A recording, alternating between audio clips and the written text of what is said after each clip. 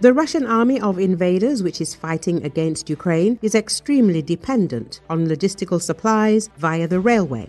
This was stated by veteran of the Russian-Ukrainian war, former company commander of the Aidar battalion, Yevgeny Diky, on air on Radio NV.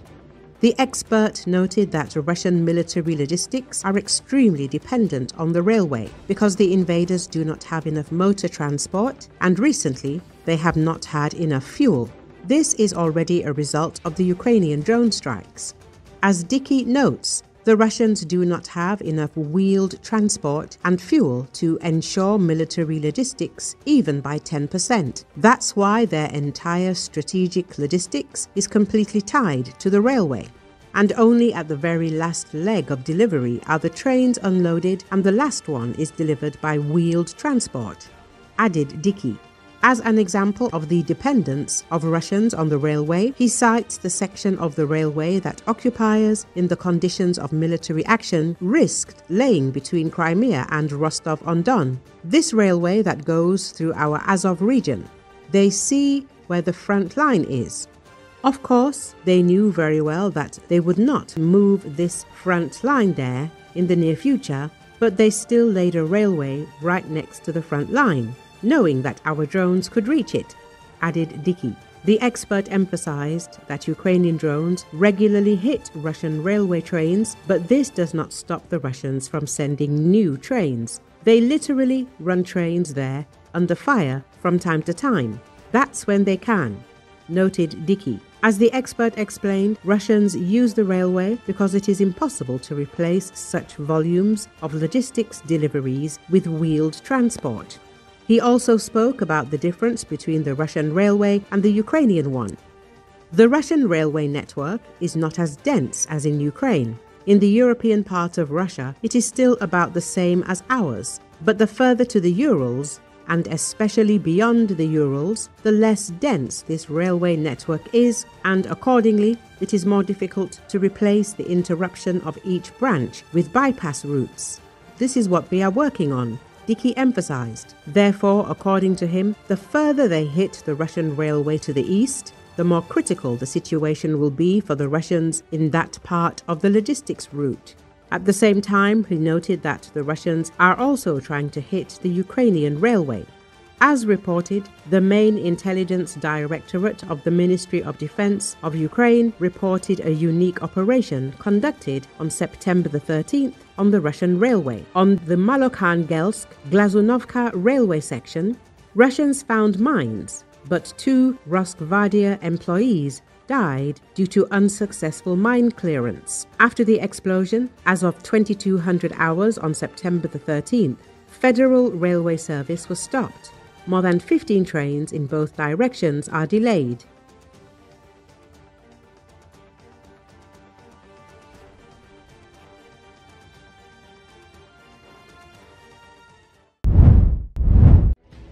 Russia's Security Council Deputy Chairman and former President Dmitry Medvedev has threatened NATO with a war. Medvedev said the idea to create a no-fly zone over Ukraine and the possibility for NATO countries to shoot down Russian drones would mean a war between the alliance and Russia. Seriously, implementing the provocative idea of Kiev and other idiots to create a no-fly zone over Ukraine and allowing NATO countries to down our drones will mean only one thing: NATO's war with Russia, Medvedev wrote on Telegram on Monday. He was responding to a statement by Polish Foreign Minister Radoslaw Sikorski on the introduction of a no-fly zone over Ukraine. Medvedev also slammed Eastern Sentry, initiative launched by the NATO to bolster the alliance's eastern flank after Russia's drone incursions into Poland's airspace last week. This seems to be all that remains of the coalition of the willing, Medvedev said, while commenting on the initiative. The Eastern Sentry operation will involve assets from Denmark, France, the United Kingdom, Germany, and others. It should be noted that multiple Russian drones were downed by NATO fighter jets during Russia's unprecedented incursion into Poland's airspace on Wednesday. The incursion was the most serious violation of NATO airspace since the start of Russia's full-fledged invasion of Ukraine. In his Telegram post, Medvedev also mocked Estonian Defense Minister Hanno Pevkur for his recent visit to Ukraine. An Estonian defense minister has arrived in Kiev. He is threatening. The smaller the country, the more aggressive and foolish its leaders tend to be, he wrote.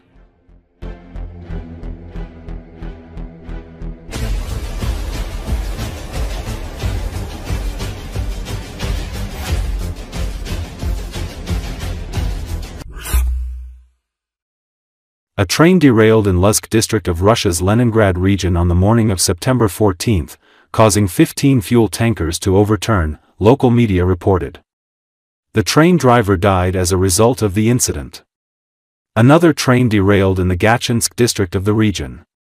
There were no casualties as a result of the incident. The Russian side does not rule out that both incidents were sabotage.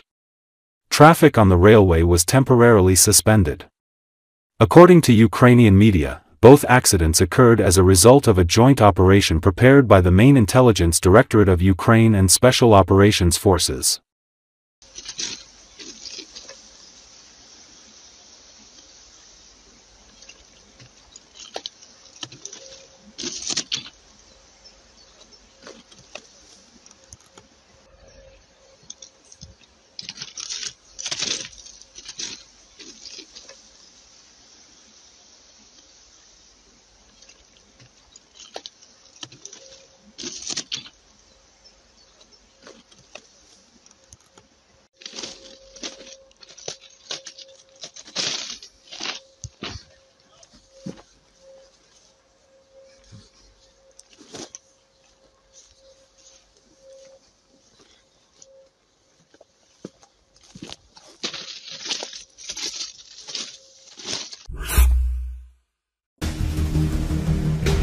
The Russian army soldiers have released footage from another road that is under constant attack by Ukrainian drones and has been dubbed the Road of Death.